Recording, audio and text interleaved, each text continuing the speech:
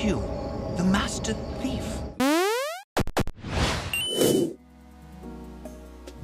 This review is brought to you by GoDaddy. The original Thief, The Dark Project, came out in 1998 when I was a wee lad just starting out in a career of talking about video games with a camera in front of me. I had hair, and there was still some dewy hope left in my eyes. Thief really was kind of a revelation. It really opened up possibilities of what you could do from that perspective. Obviously, a lot of stealth games have happened since then. We've had the Metal Gear Solids. We have had, mini Splinter Cell game. Stealth doesn't have the same novelty, but the other aspects of Thief, those kind of wonderful senses of setting and everything, really have kind of stayed with me. And it's with that in mind, I've been quite interested in sitting down and trying Eidos Montreal's attempt at rebooting the franchise. And here you are. Thief. And don't screw this up, Garrett. Some of us still need to pay our dues. Shrouded almost entirely in night, Thief is nothing if not an exercise in mood. The narrow streets are heavy with anxiety as a mysterious illness, affectionately called the Gloom, infects its citizens, and the authoritarian rule of the Baron is fomenting civil rebellion. The Byzantine streets of the city create narrow canyons choked by multi-tiered structures that feel arbitrarily built atop one another in an unchecked medieval urban growth. Some of the greatest pleasures of this alternately fascinating and infuriating game are wandering around and soaking in the incredibly rich and detailed world that casts more than enough real and metaphorical shadows for its protagonist Garrett to hide in. Do you believe in ghosts? That the city in Thief is only referred to as the city really comes to life in this reboot of the estimable franchise. It demonstrates the world's richness. This generic labeling presents this setting as a natural occurrence, like a forest or swamp, something that has its own ecosystem and whose growth is governed by inevitable forces than by human design. Ignoring this sensibility is what sets the story in motion. Garrett and his ambitious and feckless partner Aaron take on a theft that causes them to stumble upon a ceremony using a mysterious power to usher the archaic and moribund city into a new industrial economic prosperity. Nothing goes as planned, and Aaron is lost, and Garrett falls unconscious for a year, eventually smuggled back into the city that is now sick, deeply oppressed, and unsettled. Returning to his larcenous ways, Garrett finds his heist dragging him back into the strange events of the previous year and confronting the ambiguities of power and learning the responsibilities of even the most self-interested of outsiders. This job's getting more complicated by the second. I'm making this sound better than it's conveyed. There's a lot of interesting ideas involving faith and the burden of knowledge, but the story only advances on the bookends of the game's 8 chapters, which take a while to complete if done thoroughly. As a result, it's hard to hold together the role of the characters and plot points, but caring and investing in the narrative is nearly impossible.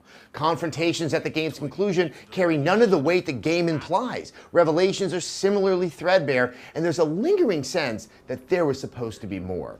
Given how fertile the setting is, it's a frustrating disappointment that it's not more effectively indulged. What's the catch? He's dead.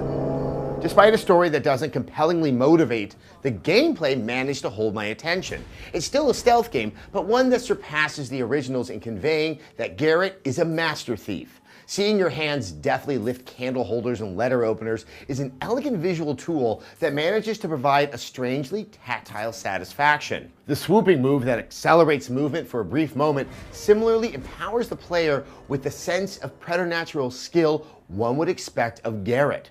Additionally, as a result of his accident, he has focus abilities which highlight points of interest in the environment and, with upgrades, can improve his stealth, combat, and marksman abilities. While the upgrades were occasionally useful, the core feature of pointing out interactive opportunities was essential given the dark and highly detailed visual design. All of these features feed into a classic stealth gameplay that doesn't fall into the slow tedium that became synonymous with the genre over time. I found myself quickly falling into a rhythm of surveying a room, finding an appealing path, and quietly removing the human obstacles in my way, and then looting it of anything I could find. The level design isn't always consistently inventive, but at its best, Thief presents potential paths without clearly delineating the risks involved, leading to surprising moments of quick recalibration, escape, or combat. It's that tension of finally acting on a plan after plotting out your intentions without full confidence in success that's the core appeal of the series. While those moments are present in Thief, As the game progresses, a certain reliability to the design starts to set in. Most scenarios have a handful of traversable options available, each one suited to a particular playstyle and upgrade set. You can use a rope arrow to climb, or unscrew a vent cover, or manipulate a switch to affect the environment. The hand of the designer becomes increasingly present, and you realize the game is less about player discovery and invention like the original series than uncovering the thoughtfully placed secrets in every room. There are a couple of moments that stand out. A sequence when several guards are hunting for Garrett as he must sneak to a safe and unlock it.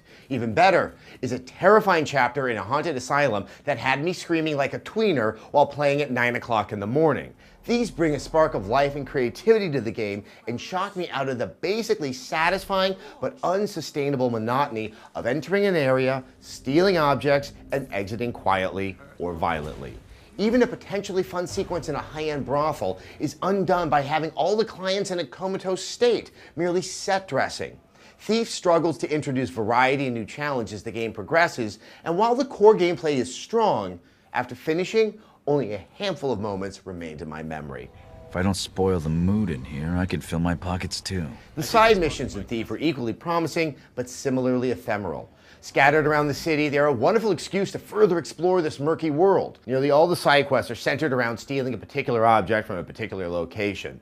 They become environmental puzzles, figuring out how to use the environment to get to the prize. But my hopes that they will give way to something more comprehensive then belie the fact that they are just becoming increasingly oblique placements of balconies and outcroppings where you can fire a rope arrow. The same goes for a set of longer multi-stage side quests that appear to offer a fun story with interesting characters and end up with a dissatisfying pat on the back. Now, one interesting thing the side quests do highlight is, despite how fascinating the circuitous design of the city is, finding your way to a particular spot can be infuriating. Unable to render the entire city all at once, the game has particular transition points, windows, debris with a beam you need to move out of the way. That's how you access the next section. But they aren't highlighted on your map, and the on-screen waypoint is too general to offer any assistance. In the end, even my favorite part of the game tested my patience. Still, it's good to see you. And that ultimately sums up Thief. There are great aspects to this game, but none of them feel like they've been given the attention and care they deserve. The game demonstrates there is viability in this classic franchise, but hopefully we'll have the opportunity for a stronger case in the future. A 3 out of 5. There you have it. It's funny, this is still a game that would encourage some people out there to give a try because there are some great aspects for it, but as I detailed in the review, it's something that just can't maintain itself for the duration of the game, and it really is kind of one of those almost had it disappointments. And with that, let's take a moment and thank our sponsor, GoDaddy. It's go time, and GoDaddy is here to help you kick ass online. Start your website today with the $2.95.com. Visit GoDaddy.com and enter the promo code GAMES295 to get your .com for just $2.95. Some limitations do apply. See the website for details.